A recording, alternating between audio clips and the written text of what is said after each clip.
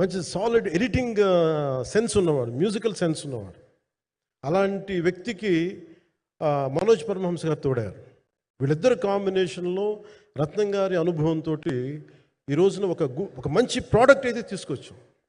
ఇది ఎలా ఉంటుంది, ఎలా ఉండబోతుంది, ఎంత హిట్ అవుతుంది అనేది ఇది సంపూర్ణంగా ప్రజల చేతిలోనే ఉంటుంది. అది ఏ స్థాయిలో ఇది ఉంటుంది అనేది అది ప్రజలు చెప్పాల్సింది తప్ప అది నేను చెప్పుకునేది కాదు. బట్ నా వరకు నేను ప్రత్యేకించి నేను వ్యక్తిగతంగా చేసింది ఈ సినిమాకి అపార్ట్ ఫ్రమ్ యాక్టింగ్ కాంట్రిబ్యూషన్, నేను ఏ సినిమా చేసినా ప్రతి సన్నివేశంలోనూ ప్రతి సాంగ్ అండ్ డాన్స్లో కూడా కొన్నిసార్లు నేను చేయలేక, నేను ఒక రిలక్టెంట్ యాక్టర్లో ఎలాగో టెక్నీషియన్గా కూడా నాకేంటంటే సుస్వాగతం సినిమాలో నన్ను తీసుకెళ్ళి వైజాగ్లో బస్సు మీద ఎక్కించి డ్యాన్స్ చేయమన్నారు. చచ్చిపోయాను డ్యాన్స్ చేయలేక. ఇంకా మిగతా వాళ్ళకి ఎంత తేలికైన డ్యాన్స్ నాకు చేయాలంటే నేను గింజుకు నేను అనుకున్నాను ఈరోజు ఇంక సినిమాలు మానేస్తాను చెప్పి మా వదినికి ఫోన్ చేసి కూడా చెప్పాను, చాలా పర్యాలు చెప్పాను. అలాంటి అందుకని నాకేంటంటే సాంగ్ అండ్ డ్యాన్స్ కూడా నేను ఎలా చేయగలను దానికి అనుకోగా నేను ఎత్తుక్కుంటాను.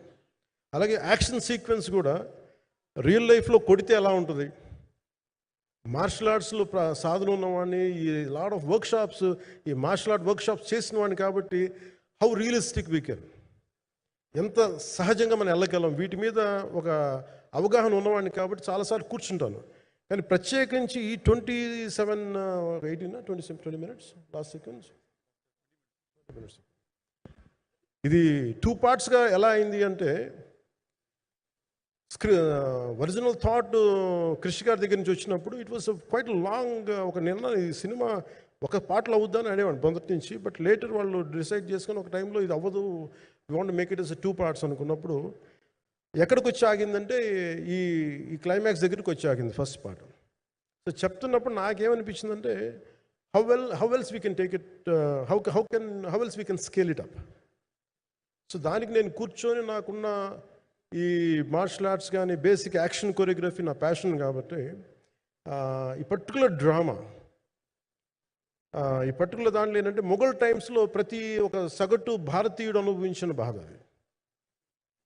ఒక యావరేజ్ సగటు భారతీయుడు మొఘల్ కాలంలో అనుభవించిన ఒక సిచ్యువేషన్. ఆ సిచ్యువేషన్ హీరోకి సంబంధం ఉన్నది. కానీ how he gets entangled, how he gets involved in it, that is outcome, that he's been captured. So దీన్ని ఒక 57 days మేము చేయగలిగామంటే ఆ రోజు నాకు కనుక మన జ్యోతి గారు ఉండుంటే పక్కన maybe out done it in at least ఒక 50% ఆఫ్ ఇట్. ఎందుకంటే నేను చెప్పింది అలా చేయగలరు ఇవన్నీ కూర్చోబెట్టి వీ డిడ్ అవర్ బెస్ట్. అంటే నేనేమనుకున్నా అంటే క్లైమాక్స్ చేసేటప్పుడు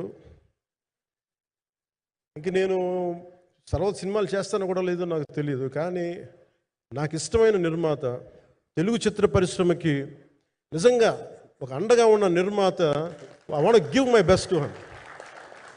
నేను అందుకని ఆంధ్రప్రదేశ్ ప్రభుత్వానికి కూడా మన ముఖ్యమంత్రి గారికి కూడా తెలియజేశాను, ఈయన్ని ఫిల్మ్ డెవలప్మెంట్ కార్పొరేషన్కి చైర్మన్ నేను ప్రతిపాదించాను.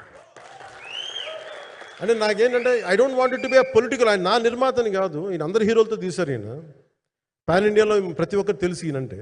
ఇలాంటి వ్యక్తి ఉంటే మన తెలుగు చిత్ర పరిశ్రమకి బాగుంటుంది. అలాగే ప్రత్యేకించి తెలుగు చిత్ర పరిశ్రమ అనేది నాకు ఈ టాలీవుడ్ అనే పదాలు నాకు వాడటం నాకు ఇష్టం ఉండదు. Bollywood, Tollywood, Kollywood, Mollywood, why should we ape Hollywood? We have a greater story narrative ability మన దగ్గర ఉంది. We have a greater story telling ability. We don't have to ape Hollywood. We take the best practices of Hollywood, but not necessarily the name of Hollywood. వాళ్ళకున్న professionalism మనం నేర్చుకోవాలి, వాళ్ళకున్న commitment నేర్చుకోవాలి, వాళ్ళకున్న production designing ability మనం తీసుకురాగలగాలి. So ఇవన్నీ నేను నా పరిధిలో ఈ రోజున ఆంధ్రప్రదేశ్ ప్రభుత్వం ప్రత్యేకించి ఈ శాఖ నా పరిధిలో ఉంది కాబట్టి దానికి ఆయన పేరు ప్రతిపాదించిన ఉద్దేశం ఏంటంటే తెలుగు చిత్ర పరిశ్రమ తెలంగాణలో ఉన్న, కర్ణాటకలో ఉన్న, చెన్నైలో ఉన్న ఏదైనా సరే తెలుగు చిత్ర పరిశ్రమ, భారతీయ చిత్ర పరిశ్రమకి చాలా మంచి జరగాలి, ఇలాంటి వ్యక్తి ద్వారా ఏదైనా చేద్దాం అనే ఉద్దేశంతో ఆయన పేరు ప్రతిపాదించాను. భవిష్యత్తులో అవుతారని మనస్ఫూర్తిగా నేను ఆశిస్తున్నాను. అందుకని అన్నీ నా చేతులు ఉండవు కదా, అందుకని చెప్తాను. ఇఫ్ అండ్ బట్ చెప్పాలి కదా.